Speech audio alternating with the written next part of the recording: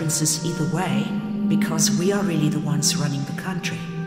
What people do not understand is that Romney, if the president of the Mormon church, the prophet of the Mormon church, tells him to lie in front of a train tomorrow, he without a question will lie in front of the train. So in electing Romney, they are not really electing Romney, they are electing the Mormon prophet. So that is just first a consideration to give. Secondly, Obama is a puppet. So he is also not running the country. Who then, do you elect when you're not really electing that which you see? So that's an issue for people to look at.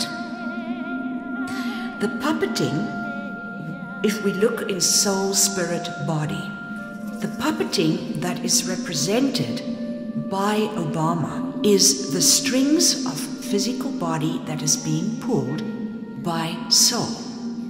Soul is where secret government really originates. It's not in the physical world, it's in the next level of existence, which is the black light cosmos, if you will, or the black light reality within our cosmos. That's where secret government originates. So we have a situation where they have been pulling the strings in the physical, regardless of any discomfort that will be caused.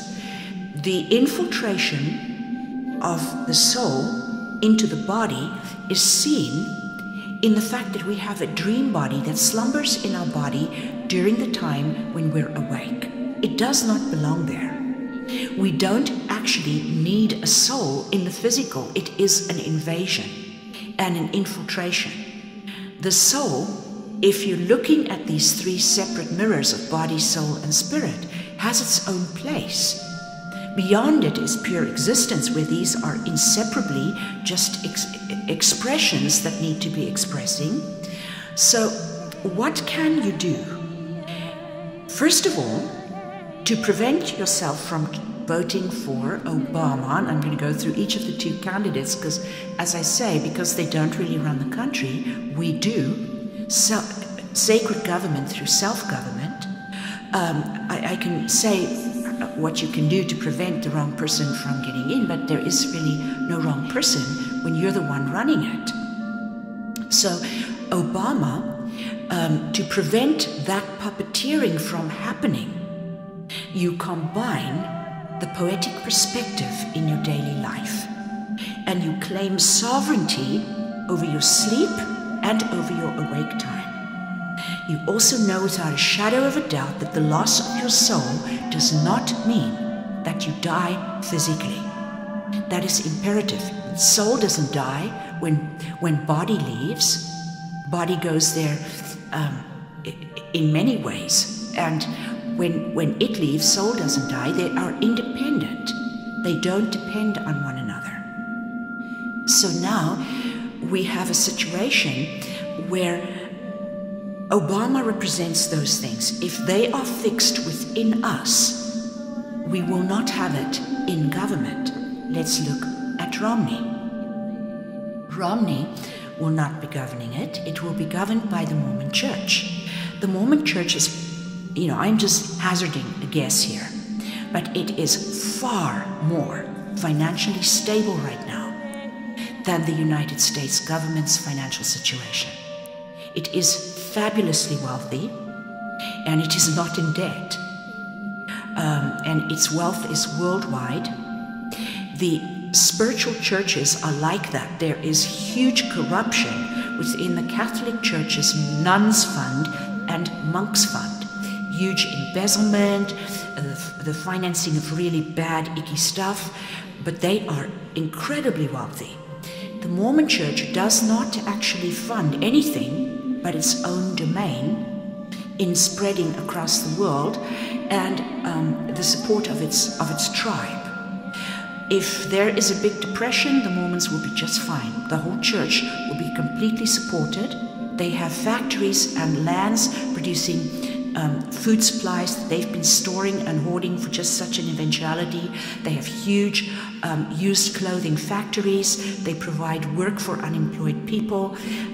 They will be just fine, while the rest of the country will go into a depression if such a thing were to happen. During the last massive depression, the only people who did not suffer in terms of the farmers were Mormon farmers. They didn't even take governmental supplementation. So it's very financially stable. It has traditionally controlled the FBI by putting its people into the FBI to try and keep tabs on the CIA so that it does not get persecuted.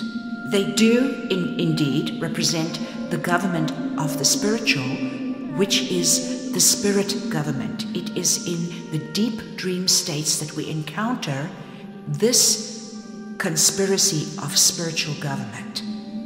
However, if you put back the surrender of dream your beautiful dreams, see the vision, but with clarity and complete trust and surrender, live that eternal perspective that you have forever. Each day, as you do little step at a time, what happens is an extraordinarily magical event. I know that because we achieved that in the silent retreat that I had with women this week. What happened is they established movement to the core of spirit.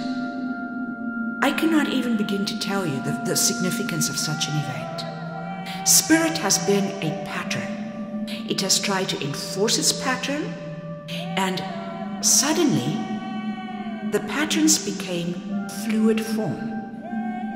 By releasing the core movement at the center of the disc of the wheel of life, the reference point started to create fluid flow.